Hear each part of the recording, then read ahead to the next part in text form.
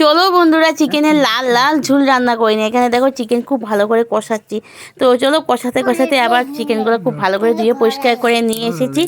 এবার এবার দেখো চিকেনটা ভালো করে পরিষ্কার ধুয়ে এসেছি। এখানে কী কী মশলা লাগবে সব মশলা এখানে নিয়ে নিলাম। তো এখানে আলু আছে, টমেটো আছে, এখানে চিকেন দেখো ভালো করে ধুয়ে পরিষ্কার সাদা সাদা ধপধপ ধপধপ করে নিয়ে এসেছি। এখন আলু আছে, টমেটো আছে, রসুন আছে, শুকনো লঙ্কা আছে, পুরনের সব জিনিস এখানে আছে। আর এখানে সব মশলা দেখো পেস্ট করে নিয়েছি। হলুদ আছে, লঙ্কা গুঁড়ো আছে, এখানে মশলার মধ্যে আদা, জিরা, শুকনো লঙ্কা সব আছে। এখানে কড়াই বসিয়ে দিয়ে কড়াইটা তেল গরম হয়ে গেছে। এবার শুকনো লঙ্কা দিয়ে দিলাম। শুকনো লঙ্কা দেওয়ার সাথে সাথে দিয়ে দিলাম পুরনে আস্ত জিরা। আস্ত জিরা দেওয়ার সাথে সাথে লাল লাল হয়ে গেলে পরে এখন আমি দিয়ে দেবো কি বলো তো, কতগুলো মানে কোয়া রসুন, তারপরে তেজপাতা দিয়ে দিলাম। তেজপাতা দেওয়ার সাথে সাথে বেশ কিছুটা পেঁয়াজ দিয়ে দিলাম। পেঁয়াজ কুচি পুরনে দিলাম। এবার এগুলো লাল লাল লাল লাল লাল লাল লাল লাল সেনি দিয়ে লাল লাল লাল লাল করে ভেজে নেব। তো লাল লাল লাল লাল করে সেনি দিয়ে ভেজে নিয়ে এখন আমি কি করবো, এর মধ্যে আমি একটু পরিমাণ মতো হলুদ দিয়ে দেবো। তো আগে ভিডিওটা বানাচ্ছি আর পরে সাউন্ড দিচ্ছি, তো এরকমই হয়ে যাচ্ছে। তো লাল লাল লাল লাল করে ভাজছি, এখনও হলুদ আসছে না। তো হলুদ কোথায়, তাড়াতাড়ি এবার হলুদের পালা আসবে। এবার হলুদ দিয়ে দেবো। এবার ঠিক হলুদ দিয়ে দেবো। তো দিয়ে দিলাম পরিমাণ মতো হলুদ দিয়ে আমি আবার এর মধ্যে যতগুলো মশলা পেস্ট করেছি, আদা, রসুন, পেঁয়াজ, জিরা, এগুলো সব দিয়ে দিলাম এর মধ্যে। দিয়ে এবার পরিমাণ মতো লঙ্কার গুঁড়া দিয়ে দিলাম, কারণ এটা লাল লাল টকটকা ঝোল করব। তারপরে এবার চিনি দিয়ে আমি খুব ভালো করে ঘেটে কষাতে থাকবো। এখানে মশলাটা পুড়ে যাবে বলে লঙ্কার গুঁড়া দিয়েছিলাম, তার জন্য আমি এই যে মশলা করেছি সেই জার থেকে অল্পটুকু জল দিয়ে দিলাম। জল দিয়ে এবার একটু খুব ভালো করে কষাবো। চিনি দিয়ে দেখো খুব নাড়ানাড়ি করতে যতক্ষণ ভালো মতো কষাবো, যতক্ষণ অবধি তেল ছাড়বে না। এবার দেখো তেল ছেড়ে দিয়েছে।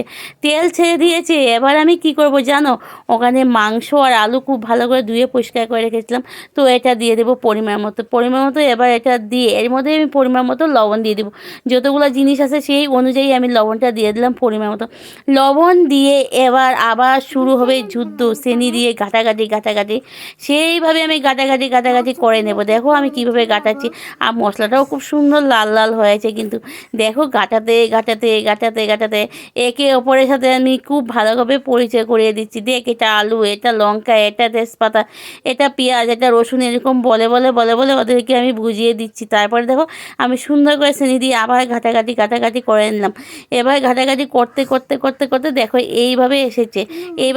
কষানোটা হয়ে গেছে, একটু তেলও ছেড়ে দিয়েছে। তাও আমি চিনি দিয়ে খুব ভালো করে নাড়াচ্ছি, কারণ নিচে লেগে যায় যদি, খেতে কিন্তু একদম ভালো লাগবে না। তো আমি আমার চিনিটা হাতে নিয়ে, জানোই তোমরা আমি একটু নাড়াচাড়া করতে খুব পছন্দ করি। তো আলুটা দেখো সিদ্ধ হয়ে গেছে। এবার দিয়ে দেবো টমেটোটা আমি আগে দিইনি, কারণ আলু সিদ্ধ হবে না। তো আলু আর টমেটো একসাথে দিয়ে দিলে কিন্তু সিদ্ধ হয় না, একটা অন্যরকম ভাব থাকে। তো আমি এটা জানি, এরকম কে জানো কমেন্টে জানাবে। তো আমি দিয়ে দেখো আবার ভালো করে নাড়াচাড়া করছি। আজকে দেখো আমি আবার প্রতিদিনের মতো বাইরে রান্না করেছি। আর এবার দেখো কালারটা খুব সুন্দর আছে। এইভাবেই নামানে খেতে চলবে আর কি, এইভাবে নামালে।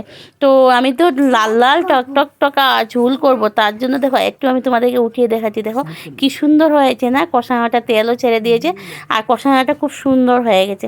তো এখন আমি যেটা করব, পরিমাণ মতো আমি এখানে যতটুকু জল দেওয়া সেটা জলটা দিতে হবে। তো আমি আবার সব ভালো মতো এক জায়গায় জড়ো করছি আর কি। দেখো ঘাটিয়ে কড়াই চারপাশে লেগে যায় না, এগুলা আবার চিনি দিয়ে কাচিয়ে একসাথে আনছি। একসাথে আনার পরে আমি এখন কি করব, যে মশলার যে জারটার মধ্যে মশলা দেওয়ার জল আছে সেই জলটা দিলে বলে খুব স্বাদ হয়। তো আমাদের মা, ঠাকুমা, দিদারা সবাই এইভাবে, বড়রা সবাই দিতে থাকতো। এই জিনিসটা মাস্ট সবাই দেয়, দেখছি আমি। আমার বেলা না সবাই দেয়। তো আমি এখানে যেটা দিয়ে পরিমাণ মতো আমি আমার জল দিয়ে দিলাম। পরিমাণ মতো জল দিয়ে ওদিকে দেখো লাল লাল ঝুলটার কালার এসে গেছে। এবার চিনি দিয়ে আমি খুব ভালো করে নাড়াচাড়া করছি। এখন নাড়াচাড়া করতে আমি এটা অপেক্ষায় আছি কখন এটা টকবক করবে। তো টকবক করতে শুরু করে দিয়েছে। এই দেখো টকবক শুরু করছে, দেখেছো? আমি তো ভয় পাচ্ছি আমার গায়ে ছিটকাবে নাকি, এত টকবক করছে। তো যাই হোক, টকবক করতে আমি আবার চিনিটা হাতে নিয়ে একটু নাড়াচাড়া করে নিলাম। নাড়াচাড়া করে একবার দেখছি কীরকম হচ্ছে। না, হচ্ছে, ভালোভাবেই হচ্ছে। এখন অপেক্ষায় আছি কখন হবে, কখন নামাবো। তো এইভাবেই টকবক করতে এখন আমি দিয়ে দেবো এর মধ্যে গরম মশলা। তো গরম মশলা প্লেটটা ধুয়ে আমি পরিষ্কার করেছি। প্লেটটা আমি থালের উপরে রেখেছি বলে আমি প্লেটটা পুরো ডুবিয়ে গরম মশলাটা দিয়ে দিলাম। তো দিয়ে দিয়ে এবার আমি নাড়াচাড়া করবো। তার মানে যখন রান্নাটা শেষ হয় তখনই কিন্তু গরম মশলা দিতে হয়। তো আমি একটু অল্প আগে দিয়ে দিলাম, কারণ গন্ধটা বেশি উঠে থাকলে ভালো লাগবে না। তো ওদিকে চেনি দিয়ে আমি নাড়াচাড়া করলাম। করতে করতে আমার টকবক লাল লাল ঝোল হয়ে গেছে। তোমাদের কাছে কেমন লাগে? যদি ভালো লাগে লাইক করবে, কমেন্ট করবে, শেয়ার করবে। Tata, bye bye.